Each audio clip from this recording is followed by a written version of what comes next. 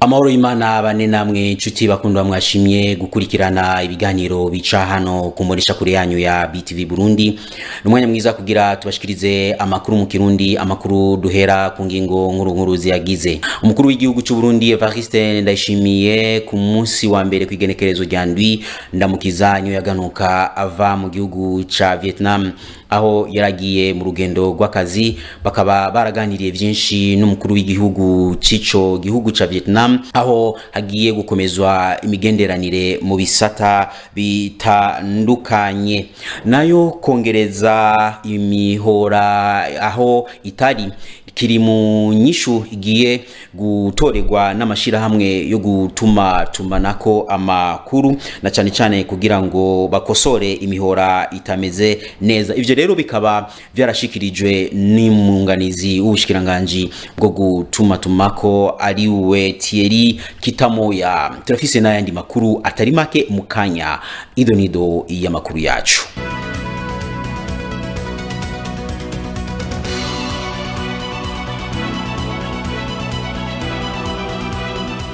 Nongeye kubaramutsa ndabahani kaze kugira mukurikirane idonido y'amakuru yacu mu Kirundi. Nanabamenyesheje mu ntangamarara yuko mukuru w'igihugu cy'u Burundi Evariste Ndayishimiye ku munsi wa mbere kwigenekezo rya ndwi ndamukiza niho yaganuka avuye mu rugendo rw'akazi mu gihugu ca Vietnam. Muri ico gihugu rero bakaba baraganiriye na mugenzi we arongoye ico gihugu ibintu vyinshi bijanye no gusimbataza imigenderanire hagati y'u Burundi n'igihugu ca Vietnam. Ingabire Nintia Master. Kuri uyu wa mbere igenekerezo ry'indwi ndamukiza umwaka wa 2025, umukuru w'igihugu Evariste Ndayishimiye ari kumwe n'umutambukanyi wiwe Angeline Ndayishimiye yaraganutse aho yaravuye mu rugendo rw'akazi yaramazemwo imisi 3 mu gihugu ca Vietnam. Muri urwo rugendo umukuru w'igihugu Evariste Ndayishimiye yakiriwe na mugenzi we wa Vietnam To Lam. Bombi barayaze kubijanye no kurabira hamwe ingene botsimbataza imigenderanire iri hagati y'ivyo bihugu bibiri, nkuko tubishikirizwa na Rosine Guylaine Gatoni, umuvugizi w'umukuru w'igihugu. Ni muri iyo ntumbero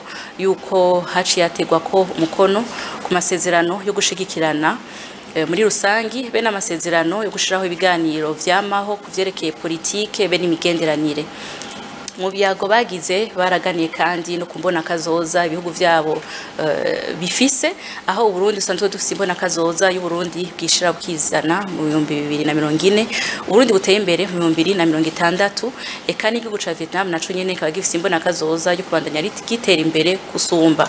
Bivanye rero n'imitahe n'abahigwe ivyo bihugu ko ari bibiri bifise, bariyemeje gushigikirana ku mu bisata bitandukanye vyashizwe imbere, aho nuvuga cane igisata c'uburimyi, igisata c'ubudandaji, igisata c'ingenzi, igisata c'ubutare, igisata cyo gukingira abanyamitahe, igisata cyo gushigikirana mu vyerekeye kwivuna abansi be n'umutekano, eka n'igisata mu vyerekeye indero. Mu ntumbero kuvyaza umusaruro ubuhinga bufise eka n'ubutunzi kama igihugu cy'u Burundi bufise, bashigikirane bafashanye gutyo bajane kwiterambere rirama kandi ihagaze ku masezerano arabira hamwe inyungu z'impande zose. Mwomenya ko imigenderanire iri hagati y'igihugu cy'u Burundi n'igihugu ca Vietnam yatewe ko umukono igenekerezo rya 16 ndamukiza umwaka w'1975. Vyumvikana ko ubwo rugendo rwabaye himirije isabukuru y'imyaka 50 iheze ivyo bihugu bibiri bifitaniye imigenderanire. Kongereza iminara mu bibanza bimwe canke kongereza inguvu ku minara yari hasanzwe yahari ni bimwe mu bikorwa biriko birakogwa n'amashira hamwe yo gutuma tumanako kugira hatoregwe inyishu ibibazo vy'imihora, aho usanga imihora myinshi itameze neza. Ivyo rero bikaba vyashikirijwe n'umunganizi mu bushikiranganje bwo gutuma tumanako. Ni nkuru ya mugenzi wacu Elvis Munyaneza. Ibikorwa bitari bike biriko birarangurwa n'amashira hamwe yo gutuma tumanako mu ntumbero yo kunagura umuvuduko wa internet, harimwo no gushikana internet mu mihingo itarashikamo.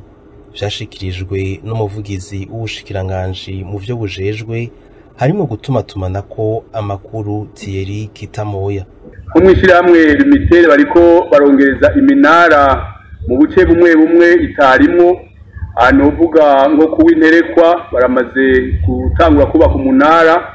Hariho uwundi munara uzoja muri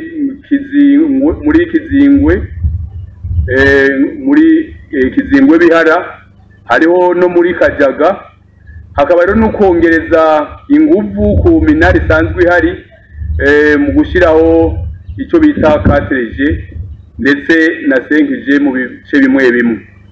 Ibyo rero nivyo biyemeje kandi bariko barabikora, turabakurikirana ku munsi bagatanga n'ivyegeranyo. Hama kandi igishaka nk'uko umuvugizi w'ikigo AST abivuze, uno munsi nimba kare ayo mashirahamwe yahora besha akavuga yuko afitanga internet mu gihugu cyose, uno munsi ibyo byuma mwumvise baronse muri AST biratuma ku munsi bari Bujumbura batiriwe baragenda mu Rumonge canke hehe, bamenye bati uno munsi ku Mutambara internet canke connection imeze ukunuku, bati muri quartier kanaka bimeze ukunuku. Hariho nkuko mubizi na cakigega gikoresha amafaranga avuye muri ayo mashirahamwe, baravye amafaranga bagiye barunguka ku mwaka batanga igice kimwe kwijana, ico bita Fond de Service Universel. Ico naco nyene kiriho kirafasha kugira ngo internet izoshike ahantu henshi. Nk'ubunye intango ya mbere bagomba yuko kuva ibujumbura gushika Ikobero bazogenda bayashiraho iminara kwibarabara, bagashiraho amakonexio ku buryo umuntu avuye ibujumbura agashika Muyinga atazoreka gukora ico yari karakora kubera ata connection yaronse. Tubibutse ko ku igenekerezo rya 28/0 uyu mwaka ubushikiranganji bwo gutumatumanako bwagize inama n'amashirahamwe yo gutumatumanako mu ntumbero yo kurabira hamwe icokorwa wakosogwe utunenge tw'imihora itameze neza. Ikigo citiriwe Mweranda Elizabeth caragendewe n'abakenyezi basanzwe bakora mu biro vy'umukuru w'igihugu, aho babashiriye agakemanyi na cane mu ntumbero yo kubifuriza umusi mpuzamakungu wahariwe agateka k'abakenyezi. Eric Nibaruta: ikigo citiriwe Mweranda Elizabeth caragendewe n'abakenyezi bakora mu biro vy'umukuru w'igihugu, bakaba babashiriye agakemanyi mu ntumbero yo kubifuriza umusi mpuzamakungu wahariwe abakenyezi. Hari kuri uyu wa kane igenekerezo rya 3 Ndamukiza uyu mwaka wa 2025. Kubwa Donavine Niyongere yaserukiye abo bakenyezi avuga ati: baramutse baza kwifatanya n'aba bavyeyi bacu bageze mu za bukuru batagishoboye ibeshaho, batagishoboye kwitunganiriza ubuzima bwabo, ariko baca bagirirwa amahirwe bakino kigo ica mu makanda ya Bikira Mariya nk'uko mwamaze kubitubwira, bigana teyi abeti Mweranda. Twaje rero bazaniye igikemanyi twibuka ibikorwa mwakoze, ariko mbaje gusubira inyuma ururimi ni jewe abo twagendanye, ariko ijambo ni ry'umukuru yibuka ibikorwa aba bantu bakoze bakibasha to bwabo bagishobora kuritera bakarisama, none aho bageze ubu akeneye gushigikira. Rero muri mwenyene turi kumwe namwe. Nawe Mama Bernardine Ntiranyibagira aserukira umuryango wa bene Mukama arashima iyo mfashanyo. Cukuramira abageze mu za bukuru bari na benshi mu gisagara, uri abagwayi bakava mu bitaro batagishobora kushika iwabo kubera ingwara bagize, kumbure bari mu gisagara ca Bujumbura batakimenya abiwabo, uri ababa basanzwe bari mu mabarabara bagahura n'ibibazo vyagiye biraca mu gihugu bakabura nogira ntibimwe bahora baronka bari mu mabarabara, urabagorewe mu mazu batagira ikibaramira. Abo bose babikeneye tubona ko by'ukuri batagira ikibafasha kuko abana babo batakiriho, kumbure bataronse utwana. Uwo wese ageze mu za bukuru agowe tugaheza tukamuramira uko tubishoboye. Ngaba rero nibo turi kumwe muri iki kigo, murababona aho bari. uwo munsi bitoye baje kubakira kuko nari naronse iyo nkuru nziza yuko by'ukuri mu biro by'umukuru w'igihugu batwiyumviriye kandi bagiye kutugendera kuri uyu munsi. Nagira rero sabe abantu abari muri uru rugo bose muranyumva hari inyuma, nagira ndabasabe twakire aba bantu batuzaniye akanyamuneza nk'aka kuri uyu mugoroba, tubakomera amashyi meza. Mwomenya ko imfashanyo yari igizwe n'itoni 2 z'umuceri, isabune zo koga n'izo kumesa hamwe n'ifu y'ubuyi. Ico kigo citiriwe Umweranda Elizabeth yakira abatama n'abatamakazi bageze mu za bukuru, kikaba catanguye gukora mu mwaka w'igihumbi n'1996. Mu Burundi igisata c'amareresi kiracafise intambamyi zitandukanye, ariko kandi kirafise ukwiyubaka kandi kirashobora no gufasha mu iterambere ry'igihugu. Ivyo byashikirijwe na Abel Nduwayo asanzwe akina amareresi. Ni mu gihe hariko harashigwa ahabona ireresi yitiriwe Impano Series kuri uyu wa gatandatu kwigenekerezo rya 5 Ndamukiza. Ni nkuru ya Patrick Hatangimana. Ikintu cyambere kuva ntanguye iyi sinema nkora ireresi kubera kuyikunda ntitaye ku buryo nkoresha, kuko amafaranga nkoresha filime n'Imana irampezagira iciye mu nzira zitandukanye, hanyuma nkakora filime. Ariyo mpamvu uburyo nakoresheje ni bwinshi nk'uko mubibona, namwe muri sinema nabizi. Hari kuri wa gatandatu igenekerezo rya 5 Ndamukiza umwaka wa 2025 mu gisagara ca Bujumbura, aho umugwi w'abakinyi b'amareresi GFC bari baramutse bashira ku mugaragaro ireresi nshasha bise Impano Series. Abel Nduwayo umuhinga yabigize umwuga mu gukina amareresi asanzwe ari nawe aramutswa umugwi GFC, yarakengurukiye abaraho na cane cane abo bose badahengeshanya kumutera intege, ndetse aranashimira uwo wese ashigikira akanateza imbere ibikorwa mvabwenge vy'abarundi na cane cane amareresi. Yamenyesheje ko igisata c'amareresi mu Burundi kigeze ku ntambwe ishimishije, afatiye ku rugero abarundi bageze ko mu guhurumbira no guha agaciro ireresi ndundi ugereranije no mu minsi heze.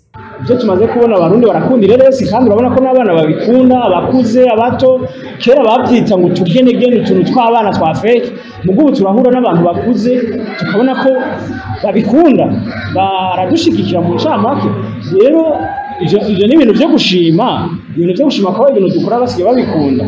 Intambamyi nyinshi cyane cyane kuba dukora filime, kandi filime ndundi tinjiza tudahembwa. Amativi yo mu Burundi nta buryo bafise bwo kuzigura, barumva bo bikora, ariko abamaze kubidusaba bose batubwira gufashanya.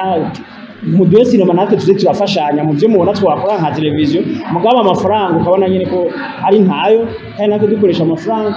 Rero urumva yuko intambamyi ari nyinshi. Abel Nduwayo agasaba ko leta n'ababijejwe bofasha mu gushigikira no gukingira ibikorwa mvabwenge vy'abarundi, maze ibijanye na droit d'auteur mu Burundi bikaja mu ngiro, kugira abakorera mu gisata c'amareresi ibikorwa vyabo bishobore kubabeshaho, batera imbere bongere bateze imbere n'igihugu. Bisanzwe akamunotera no gatera leta irakwiye gukunda ibikorwa byacu, ikazira twitaba tubatumye ko bakaza, kuko turabatuma ko tubabone, kandi baje no twona asaba ibintu kanaka batwumva, tukabereka intambamyi duhura nazo, ugasanga baradushigikiye. Na cyane cyane turakwiye kuronka droit d'auteur. Hagera igihe droit d'auteur iba ikora neza, hagera igihe abantu berekana impano zacu baze barakora babanje gutugurira, baje barazerekana babanje gutugurira, twese twunguke tube ganyaganya. Ariko urakora sinema usanga wewe ukishira YouTube, abantu muri kati baca bazitora, baca bazidandaza, we nduwunguke.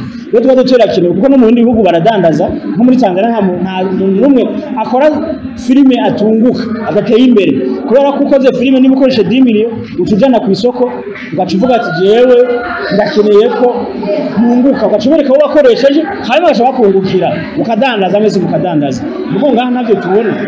Ikindi nuko dufasha bakazana connection imeze neza, ituma abantu bashobora kuraba ibintu. Ubu twebwe ubwiye muri YouTube kugurira ibintu bica biganda, ngo uzangura biretse atari wa muntu ukunda nyine mwe wawe, biragoye urabe filime.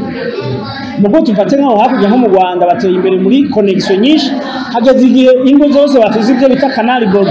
Iyo Canal Box bagura amayinite kujya ugura Star Time, kujya ugura Canal Plus, ugaca usanga abantu bose bararaba ugishika muhira acashira muri televiziyo ashiramo YouTube kubera connection ziba zihari aho ugeze mu kabare hose usanga ama connection yuzuye byose rero badubashe tukabirunga usanga natwe duteye imbere ariko ubu kweri turacari inyuma rero ni nka kukamunotera leta kugira ngo abana bayo bishobore gutera imbere natwe ibikorwa dukora bishobore kutubeshaho. Mwomenya ko ivyo birori vyari vyatewe iteka n'abanyicubahiro batandukanye baguriyemwo na cane cane abakinyi b'amareresi bahurikiye mu migwi itandukanye bari baje gushigikira abagenzi babo mu mugwi wa GFC. Tubamenyeshe kandi ko iyo reresi Impano Series izobigizwe n'ibice bigera kuri 50 ikaba yahuje abakinyi benshi batandukanye mbere harimo n'abava mu yindi migwi y'abakinyi b'amareresi ndundi. Inkuru yacu ya nyuma yano makuru tuyishikirizwa na Joyeuse Ingabire aho aza kutumenyesha ibivugwa hirya no hino mu makungu. Mu gihugu ca Gaza, umukuru w'igihugu Emmanuel Macron mu rugendo rwiwe rwo kuraba i Cairo ejo kuwa mbere, Emmanuel Macron akaba yarase ko abantu bari muri Gaza ko bokwirukanwa. Ivyo bikaba byashikirijwe n'umukuru w'igihugu wa Amerika Donald Trump. Yarashikirije kandi ko Ubufaransa bushigikiye umugambi w'Abarabu ugamije kwemera ko ubutegetsi bw'Abapalestina bwaruka buhoro gukuraho amasi. Umukuru w'igihugu yaciriye urubanza ibitero vya Israeli i Gaza, yasavye ko hosubirwamwo vuba mu guhagarika intambara no gusubira gufasha abanyagaza bangana n'imiliyoni 2.4. Benshi muri bo bakaba bavuye mu mazu yabo kubera intambara. Abo bategetsi babiri bashimikiye cyane ku kamaro k'uruhara rwa Misiri nk'umuhuza mu ngorane z'amahoro no kurekura abantu bari bafashwe nk'imbohe n'amasi. Kuva kuwa ndwi gitugutu umwaka w'2023 ku gitero ca Israeli arico catumye haba intambara. Emmanuel Macron yashimikiye cyane ko ataruhara amasi izogira muri kazoza mu butegetsi bwa Gaza. Avuga ko ivyo ari ikintu gihambaye kugira ngo umutekano w'akarere ubeho. Kubijanye n'imigenderanire y'Ubufaransa, iyo nzira igamije kwerekana ubumwe bwayo n'ibihugu bibiri bihana imbibe n'ibice vya Gaza bishikiwe n'uwo mugambi w'umukuru w'igihugu wa Amerika. Birarushiriza kuba vyiza kuko umushikirangaje wa mbere wa Israel Benjamin Netanyahu akaba ashigikiye uwo mugambi yari akwiye kwakirwa mu nzu. Dutandukire n'inkuru igira kabiri. Donald Trump ejo kuwa mbere yaravuze ku vyiyumviro by'ubumwe bwa Buraya ko hosonegwa amakore yuzuye yo gusubizanya ku bidandazwa harimwo n'imiduga itahagije kugira ngo Amerika ikureho amakori. Yavuze ati oya ntibihagije igihe yabazwa ku ciyumviro catangajwe ejo kuwa mbere n'umukuru w'igihugu umugwi mu kiganiro n'abamenyesha makuru mu nzu y'ubutegetsi ya White House. Umukuru w'igihugu wa Amerika mu nduheze yatangaje ko azogira igitero cyo kugira igihugu cyose harimwo n'umuyaga nkuba w'ibice 20% ku bicuruzwa by'Uburayi uzotangura gukora kwigenekerezo rya 9 ntwarante. Ni kuri iyo nkuru ivuga amakuru yo mu makungu turangirije ko amakuru yacu uno munsi twaba tubifurije kubandanya mukurikirana ibiganiro bica hano kumbonesha kure yanyu ya BTV Burundi. Turabashimiye mwese mwashoboye gukurikirana ano makuru amenyesha makuru ba BTV ndetse n'abari mu buhinga bw'ivyuma nabo nyene turabashimiye mubandanye muryoherwa aho iwanyu no mu vyanyu naho ubutaha.